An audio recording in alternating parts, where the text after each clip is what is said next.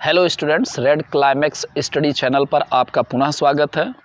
मैं सुधाकर शर्मा आप लोगों को एक बार फिर से आपके कोर्स के लिए आगे के क्वेश्चन लेके आया हूं और आप से आशा यही करता हूं कि आप लोग मेरे चैनल को सब्सक्राइब किए होंगे और उसको बखूबी जितने भी क्वेश्चंस मैं पढ़ा रहा हूं उसको ध्यान से पढ़ भी रहे होंगे और सवाल उसको भी और उसके जो साथ के और भी क्वेश्चन है उस टाइप के आप लगा भी रहे होंगे। तो चलते हैं आपके अगले सवाल पर। आपका अगला सवाल आपकी स्क्रीन पर देखिए लिखा है। देखिए सवाल जो आपसे बोल रहा है वो कह रहा है कि सिद्ध कीजिए कि 3 + 2 √ 5 कितना लिखा बेटा? सिद्ध कीजिए कि 3 + 2 √ 5 एक अपरिमेय संख्या है। ओके, तो जैसा कि मैंने पिछली वीडियो मैंने आपको समझाया था कि जो है ओके अगर ये परिमेय संख्या तो इसकी डेफिनेशन आप लोग बखूबी जानते हैं। इसको p/q के रूप में लिखेंगे सो दैट आप लिखेंगे 3 + 2 √ 5 = कितना हो जाएगा? p/ कितना हो जाएगा बेटा? q हो जाएगा। अब इसमें करेंगे क्या? अभी जो आपको सेकंड सवाल मैंने बताया था इस टाइप का, उसमें किया क्या था आपने? जो स्क्वायर रूट वाला पद था, इस मीन्स ये होता है कि जो अपरिमेय संख्या थी उसको एक पक्ष में आपने रखा था और जो अपरिमेय संख्या थी उसको एक पक्ष में आपने किया था। ओके, तो सेम प्रक्रिया यहाँ पर भी वही करेंगे।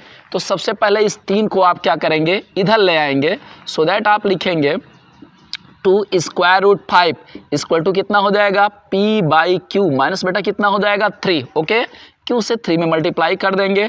आगे लिखेंगे 2 √ 5 = p माइनस कितना हो जाएगा बेटा? 3q अपान कितना हो जाएगा बेटा? q। ओके, फिर 2 देख लीजिए यहाँ पर पूर्णांक है, पूर्णांक को फिर यहाँ पर पक्षांतर करेंगे तो आपका आ जाएगा √ 5 = p - 3q अपान 2q। ओके, इतनी बात मेरे ख्याल से समझ में आई होगी।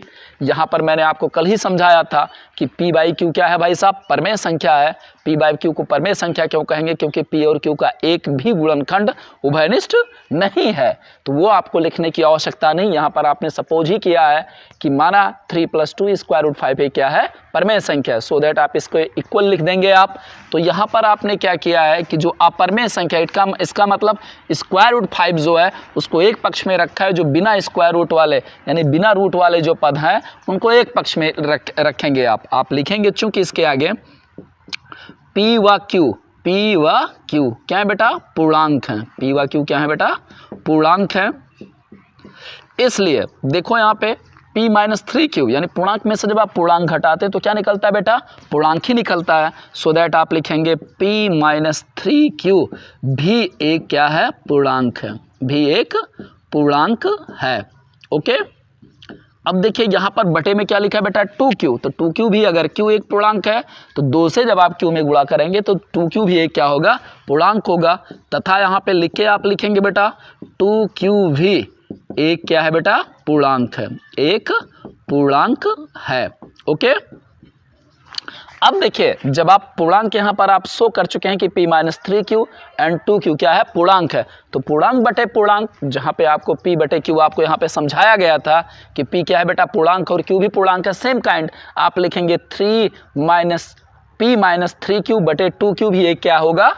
परिमेय संख्या होगी। लिखेंगे सो दैट लिखेंगे p - 3q अपान 2q एक कैसी संख्या बेटा? परिमेय संख्या है, एक परिमेय संख्या है। ओके, अब देखिए यहाँ पर आप जानते हैं कि √5 जैसा कि पूर्व सवालों में आपने देखा है कि √5 √3 √7 ये सब कैसी संख्या है बेटा? अपरिमेय संख्या। तो यहाँ पर आप लिखेंगे परंतु क्या लिखेंगे बेटा? परंतु √5 एक कैसी संख्या है? अपरिमेय संख्या है, एक अपरिमेय संख्या है। ओके, तो और आप और हम सब लोग यही जानते हैं कि एक परिमेय संख्या कभी भी किसी अपरिमेय की संख्या के बराबर नहीं हो सकती। तो आप एक लाइन वही विरोधाभास वाला आप लिखेंगे चूंकि हम जानते हैं, लिखेंगे चूंकि हम जानते हैं कि कोई भी परिमेय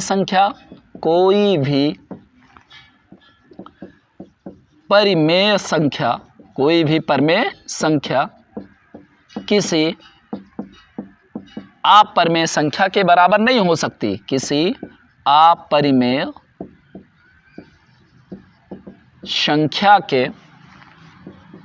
संख्या के बराबर नहीं हो सकती। ओके, जो हमारी परिकल्पना के क्या है बेटा, विरुद्ध। जो आपने सपोज किया है वो हमारी परिकल्पना के क्या है, विरुद्ध है। अतः जो हमने माना था वो हमारी परिकल्पना के विरुद्ध है। अतः यहां पे लिखेंगे जो हमने माना था वह हमारी परिकल्पना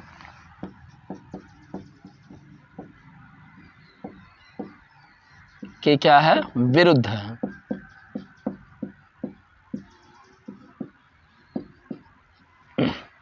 लिखेंगे इसलिए जो संख्या आपकी दी गई वो कैसे संख्या बेटा, 3 + 2 स्क्वायर रूट 5, 3 + 2 स्क्वायर रूट 5 एक अपरिमेय संख्या है। बस बेटा सवाल को बस यहीं पर आप रोक देंगे, आगे लिखेंगे सो प्रूव्ड। आपका सवाल हो गया बेटा, क्या लिखेंगे बेटा, सो प्रूव्ड, यानी सवाल को आपने सिद्ध कर दिया कि 3 + 2 स्क्वायर रूट 5 भी एक क्या है, अपरिमेय संख्या। ओके, तो इस सवाल को ऐसे ही लगाएंगे। इस टाइप के जितने भी क्वेश्चंस आते हैं आप इसको देख के, इस सवाल को रिपीट करके और इसी तरीके से आप अन्य सवालों को भी लगाएंगे। हम आपके अगले सवाल की तरफ चल रहे हैं। हाँ तो बेटा देखिए, मैंने अभी बताया कि आपके अगले सवाल की तरफ हम चलते हैं। जैसा कि सवाल देखिए आपकी स्क्रीन पर लिखा है कि सिद्ध कीजिए कि निम्नलिखित संख्याओं में से एक संख्या मैं बता रहा हूं कि ये क्या है, अपरिमेय संख्या। ठीक, यहाँ पर पहला जो इसका क्वेश्चन है, तीसरे क्वेश्चन का फर्स्ट पार्ट है 1/√2। क्या लिखा है बेटा, 1/√2। आपको यही सिद्ध करना है कि यह एक कैसी संख्या है, अपरिमेय संख्या है। तो यहाँ पर मैंने बताया था कि जितने भी सवाल यहाँ पर लगाते हैं आप सब किस नियम से लगाते हैं, विरोधाभास नियम से लगाते हैं। तो यहाँ पर भी मानेंगे कि 1/√2 कैसे संख्या बेटा, परिमेय संख्या है। कैसे संख्या है, परिमेय संख्या। तो यहाँ पर पुनः आप ऐसा सपोज करेंगे, लिखेंगे माना 1/√2 एक कैसे संख्या बेटा, परिमेय, एक परिमेय संख्या है। ओके, अब देखिए यहाँ पर फिर क्या करेंगे, अगर ये परिमेय संख्या है तो इसको p/q के रूप में लिखेंगे। सो दैट आप लिखेंगे 1/√2 = p/q। अब यहाँ पर आप लिख सकते हैं एक लाइन में ब्रैकेट में, जहाँ p व q परस्पर सह अभाज्य पूर्णांक हैं। परस्पर कैसे पूर्णांक है बेटा, परस्पर सह अभाज्य पूर्णांक हैं। ठीक, अब देखिए अगर ये सहअभाज्य पूर्णांक है तो इसमें करेंगे क्या प्रक्रिया, देखिए यहाँ पर देखिए हर का परिमेयकरण आप कर लेंगे। अगले स्टेप में क्या करेंगे, यहाँ पर हर में देख रहे हैं 1 मतलब हर में क्या लिखा है बेटा, √2 लिखा है। तो √2 से अंश और हर में क्या करेंगे, आप गुणा कर लेंगे।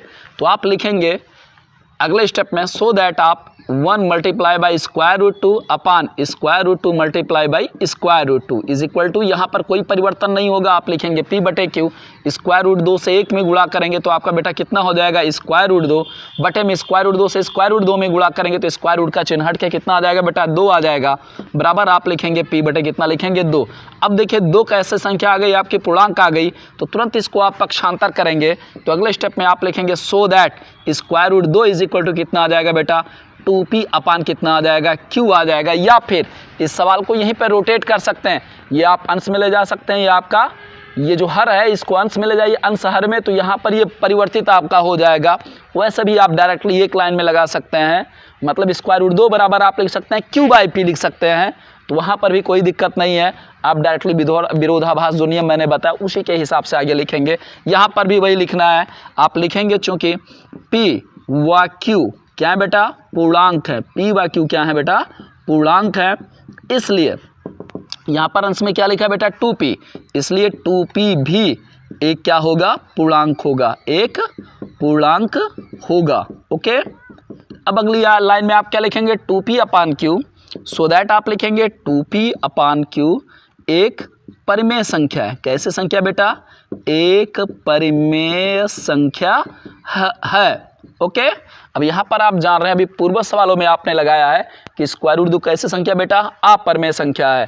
तो यहाँ पर आप एक लाइन में लिखेंगे परंतु स्क्वायर रूट 2 एक अपरिमेय संख्या है। ओके, कैसे संख्या है, अपरिमेय संख्या है।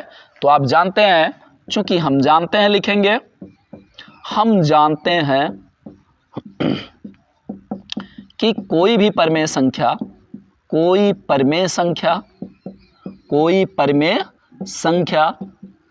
किसी अपरिमेय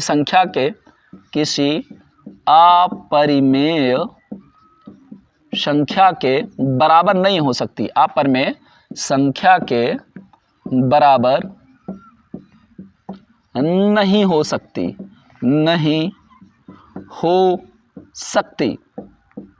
ठीक। अतः हमारी परिकल्पना क्या है, असत्य है। लिखेंगे अतः हमारी परिकल्पना अर्थात जो आपने माना है कि ये कैसी संख्या है जी, परिमेय संख्या अर्थात p/q के रूप में है, वो क्या है, गलत है। लिखेंगे अतः हमारी परिकल्पना क्या है बेटा, असत्य है। ओके, इसलिए का चिन्ह लगाएंगे और फिर लिखेंगे कि इससे ये प्रूव हो रहा है विरोधाभास नियम से कि 1/√2 अगर परिमेय नहीं तो कैसे संख्या बेटा, अपरिमेय संख्या। लिखेंगे सो दैट 1/√2 एक अपरिमेय संख्या है। बस बेटा, सवाल बस इतने पर आपका प्रूव हो गया। तो यहाँ पर आप लिख लेंगे सो प्रूव्ड, यानी सवाल आपने अपने हिसाब से यानी बाय रूल से, विरोधाभास नियम से आपने क्या कर दिया, सिद्ध कर दिया। तो इतने ये 4 काइंड के सवाल आपके इस परीक्षा के लिए अत्यंत महत्वपूर्ण हैं, जो कि आपकी बोर्ड परीक्षा 2021 के लिए एक सवाल इस चैप्टर से जरूर आएगा, और वो भी 2 नंबर या फिर किस में पूछेगा बेटा, 4 नंबर में। कभी कभी वही क्वेश्चन 2 नंबर में देता है और कभी कभी 4 नंबर में देता है। तो मेरे ख्याल से आपको चारों सवाल बखूबी आ गए होंगे। मैं आपके अच्छे भविष्य की, यानी इस सवाल के लिए आपके अच्छे भविष्य की क्या करते हैं, कामना करते हैं। तो बेटा बस इसी वीडियो के साथ मैं अपनी वाणी को विराम देता हूँ।